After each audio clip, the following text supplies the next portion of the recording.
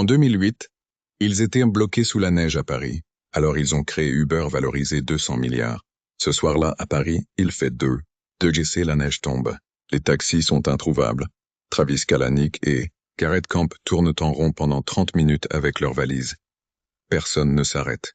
Et là, l'un d'eux lâche une phrase qui va changer l'histoire. Imagine, une appli où tu appuies sur un bouton et une voiture arrive. À ce moment précis, c'est juste une frustration transformée en idée. Quelques mois plus tard, de retour aux États-Unis, ils passent à l'action.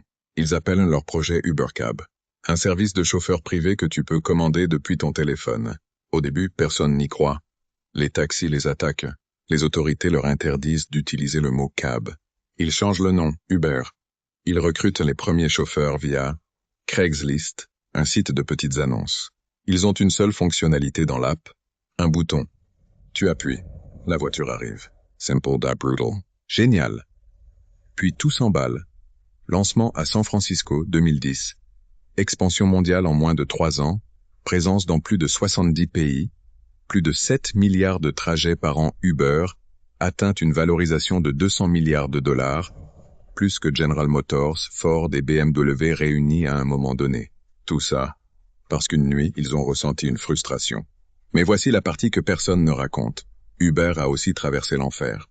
Procès dans des dizaines de pays. Attaques de taxis, pneus crevés, voitures vandalisées. Scandales internes. Piratage de 57 millions de comptes. Quand tu vois la réussite, tu oublies les guerres qu'il a fallu mener pour y arriver. Aujourd'hui, Uber compte.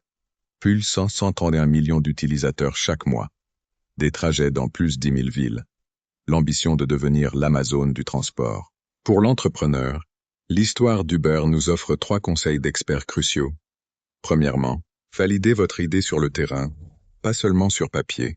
Deuxièmement, entourez-vous de personnes qui gèrent mieux que vous les domaines que vous maîtrisez moins. Et enfin, le capital humain est toujours votre premier et meilleur investissement. Si cette histoire d'entrepreneuriat vous a inspiré, abonnez-vous et laissez un like pour plus de leçons de business.